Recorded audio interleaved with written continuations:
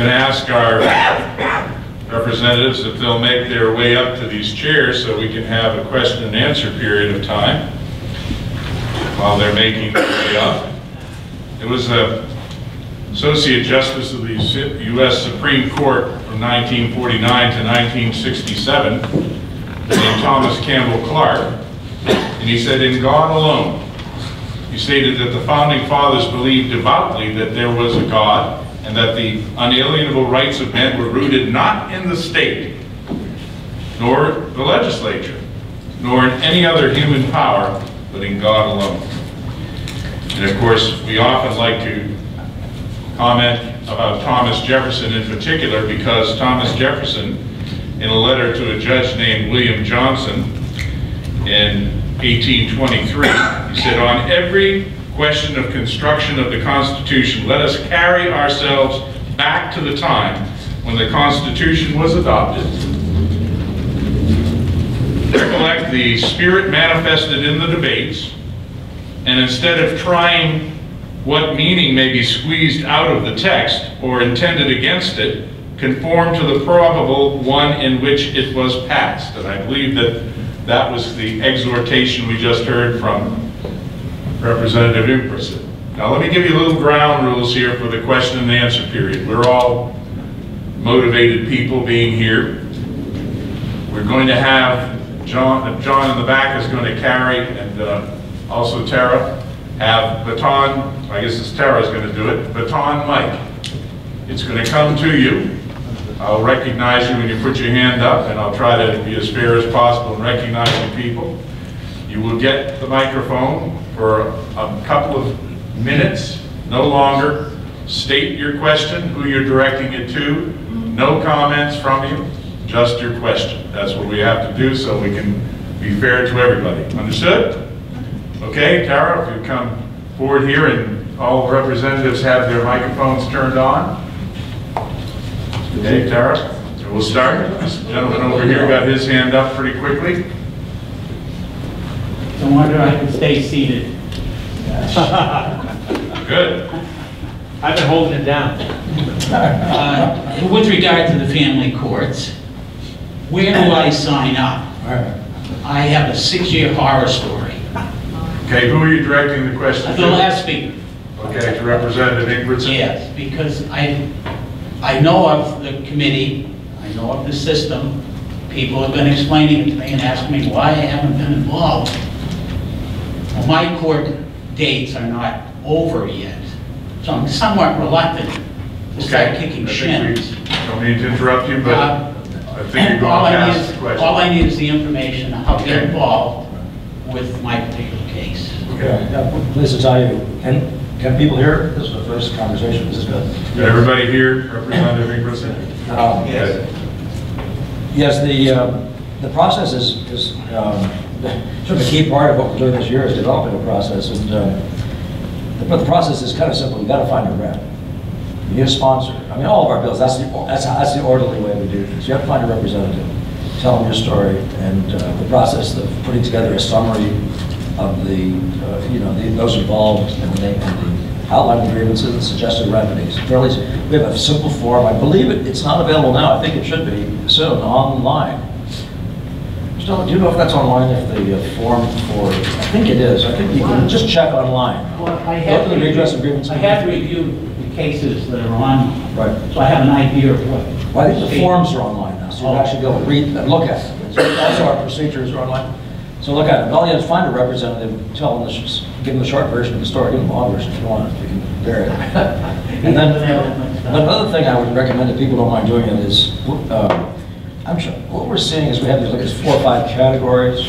We have in the courts we have lawlessness, pure and simple, failure of due process in a separate category, and there's like 3 other ones. It's just they break out into these real simple, amazing places. Like for example, allowing the GAL to move the courts, it's against the law. So if you actually, what I'm trying to do actually now is develop a questionnaire so that we can actually, we just give it to you and you can check off and then itemize the type. But in cases, what we're seeing routinely is failure of due process multiple times, or repeated failures of due process. And then item. And we're starting, by the way, to collate all this information. as data in a database. So we can find patterns if any exist. Okay, next question over here, please. Darrell. For you, what was Saul Alinsky really like? Pretty fascinating. I was a student at the University of Detroit at the time, and part of the architectural school, and we were doing some planning work in downtown Detroit. And there was a neighborhood that didn't have garbage pickup or adequate lighting. And they tried many times to get the city to respond. And in the end, and out of frustration, we could help a little community organization make the city, make sure the city gave them garbage pickup and street lighting. The reason I recommend you read the book, Rules for Radicals, is that Alinsky was probably the most effective organizer in American history of groups. And, you know, he's been called a communist, a lot of other things. I'm not so sure about that. I think what Alinsky probably really disliked was overbearing government. And I think he probably tilted somewhat to the left. But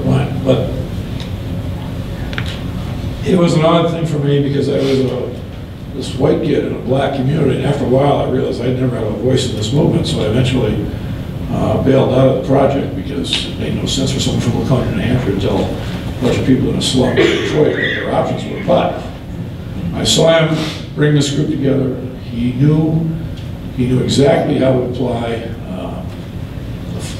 force to the power structure. That's why if you read Rules for Radicals, and then you think about where powerful interests lie, he was a master at finding those pressure points and exploiting them. And after this, I can tell you a little story about how he got the black community in Chicago to get credit at Marshall Field's department store, which is a very interesting story, but it's not too much to go into tonight. That's the value of that book, is to learn where power resides and learn how to apply pressure where you can force results. He was a marvelous guy. There's a biography that's been written about him recently. I advise you to get a copy of it and read it. You can learn, anytime you find a person successful politically, successful at getting the power structure of governments to change, you should read as much as you can about them. That's why I suggested you get a good biography of Sam Adams. Okay, next question. Tara, over here, please.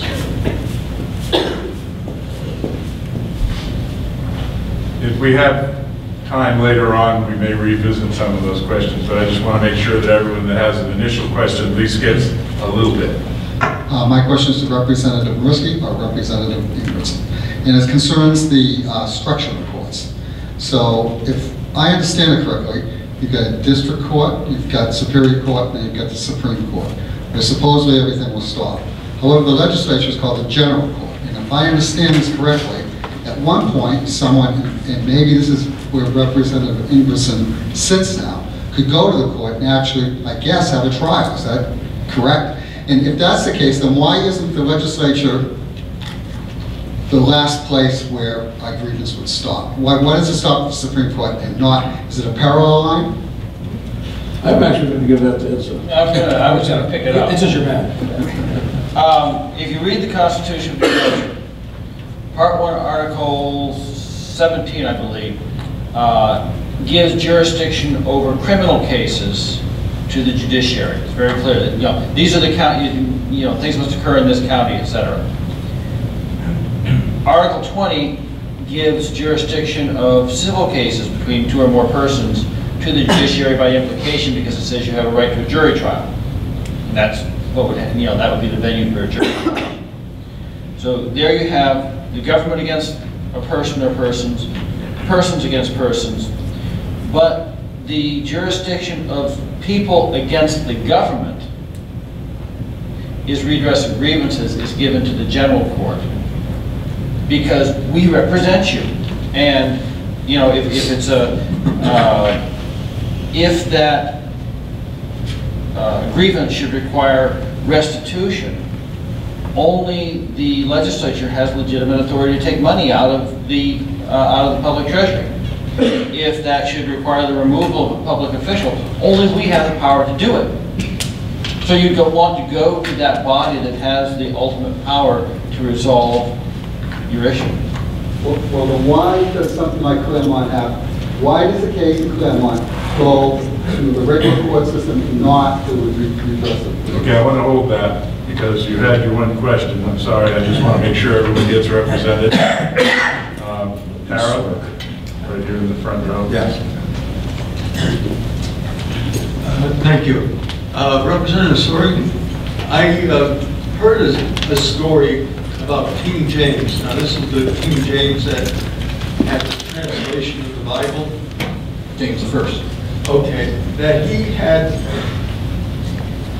some problems with the legislature, and at one time he disbanded them, but then he brought them back together, and at one point he needed some money, which only the legislature could give him, and so they bargained, and in the bargain it was that they would make the laws, because prior to that, King James had pretty much control of everything. So it was an agreement that they could write the laws. Now, they might have been able to write the laws in the past, but they had veto power. He agreed that they alone could write the laws and have them enacted. But he said, I will pick the judges. That was their bargain. He would let them make all the laws they wanted. Okay, Roy, would you get to your question, please? I'm sorry to interrupt. My question simply is this true? I couldn't say specifically because there was so much bargaining and bad faith throughout the first half of the 17th century that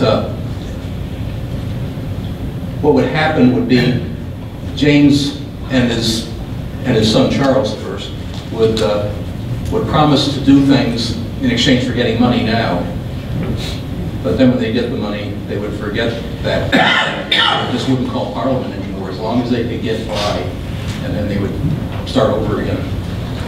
I can't get any more specific on that. The answer is yes to that question, by the way. Okay. Over here, please. Yes. I called the Attorney General's office every week for several months and asked why we weren't in the lawsuit against Obamacare. And every week they would tell me they were just studying it. And then I saw later on that the legislature had asked for the AG to look at it, and the AG had said, no, I don't understand why you don't have the power to make the Attorney General carry out the will of the people of the state and protect us from this rogue government in DC. What is the... Okay, who wants to answer that question? I'll take that. We don't understand it either. House Bill 89, which directed the Attorney General to join the Obamacare lawsuit, passed overwhelmingly in the House, and the Senate just made the mistake of asking the Supreme Court for its opinion of the constitutionality. That's a terrible thing to do, because if the it's provided for under Article 74, Part 2, that either house can ask the opinion of the court. But back in the 18th century, when this provision was put in, there was no concept loose in the land that the decisions of the Supreme Court are binding and final on the legislature. And so what's happened is that if the Supreme Court returns a negative opinion, it's automatically assumed, well, that's it. We can't do it because the court says it's wrong. That's what the Senate did. They sent a request to the court to their opinion of the constitutionality of the direction to join the suit, and they said we didn't have the authority to do it, that the Attorney General serves under the direction of the governor, and the Senate bought into that, and the bill died. So we should hold those senators accountable, the ones that went along with this. Okay, Representative Itse was going to... Just to chime in, Article 41 says the governor shall be responsible for the faithful execution of the laws.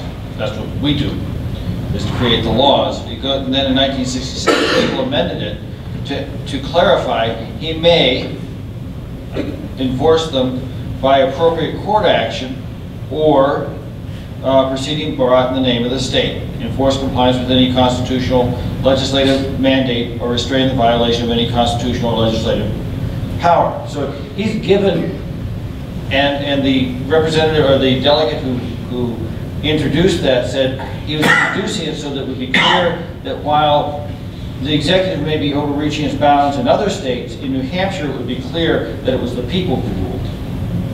So this was all done in a paragraph, and they took a sentence fragment out of the middle of the paragraph, and they ignored the introduction and they ignored the conclusion, and how they found the sentence they wanted in the middle without having to get to be at either end is a mystery. The court chronically deals with selective quotations. They're notorious for it.